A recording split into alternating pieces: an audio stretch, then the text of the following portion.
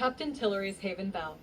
Sometimes I go into the woods, look there, think of the old days, wish I were back on the banks of the Roanoke River. Then I hear a noise in the leaves behind me. I know what it is. My wife has sent the boy to look after me. Noah Smallwood, a black man, born in Bertie County's fabled Indian Woods November 23rd, 1880, at the age of 81, joyed in thinking back upon the days when as a young man he was steamboating on the rowdy Roanoke River. He, claiming remote Tuscarora ancestry, was one of the some one-half dozen black men who did the heavy work on the steamboat Haven Belle in 1904 to 1905 as she put out from Edenton on the Albemarle Sound for 3 round trips a week as far up the Roanoke River as the water would take her. This always was as far as Bull Hill in Northampton County and sometimes to the falls at Weldon in Halifax. Asterisk 47 asterisk. Quickly, Captain Paul Tillery becomes both the man aboard the Dasher Wheeler, or Stem Wheeler Haven Belle, the dingy freight carrier whose steam whistle calls from the hollows of the 19th century, and the man among rivermen. For old Captain, raised as a farm boy on the Tillery farm in Halifax County, was now tall, stout, and powerful, and forever carried his weight. He constantly toyed with his blackjack, seemed ever ready to crush the will of those who stood in his way. There were foes who at times did stand in his way, and they were the log rafters, those rivermen who constantly sent rafts down the stream en route to the sawmill headling into the path of the Haven Belle.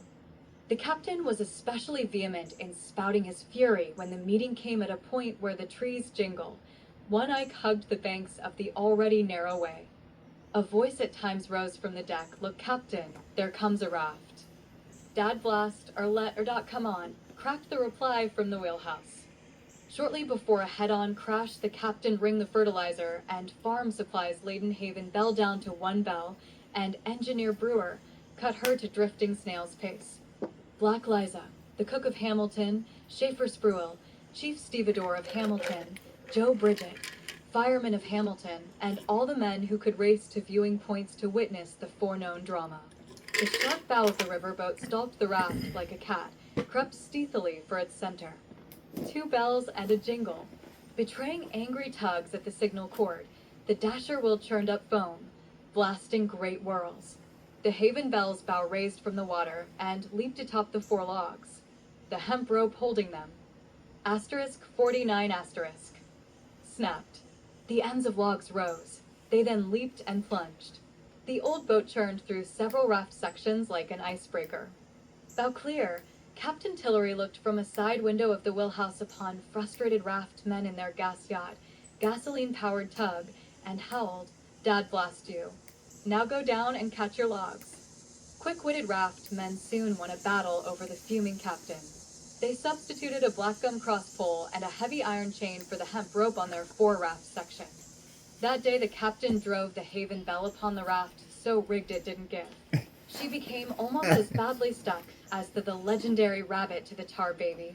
He had to ring up 3 bells and 2 jingles, telling engineer Brewer to give all she had in reverse to get her off. Captain Tillery was as fired up as if Fireman Bridget had been shoveling coal into his hot temper.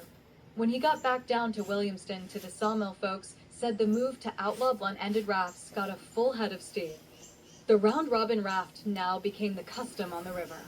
The captain seemed never to mind it, though folks suspected he hated it too. To make this raft, men would draw several sections of logs in a circle. Then they would turn the raft loose to make its way with the current to the mill. This raft would roll its way downstream turning as it skirted the river bank and other obstructions. Captain Tillery met the round robin with 1 bell. The Haven Belle proceeded slowly until her bow went boom. Then he'd signal 2 bells and a jingle for normal running speed. The round robin would spin to one side, yielding the right-of-way. With the duel with the raft runners at an end, only the winds of the river, the free sets and treacherous eddies, remained great enough to challenge Captain Paul Tillery. Asterisk 50 asterisk. The Demon Tugboat drawing by Eugenia Johnson. Asterisk 51 asterisk. The Demon Tugboat. One tugboat inadvertently got mixed up with the devil. It came when from a swamp forest beside the back field there came a shrill short cry, a motionless pause beneath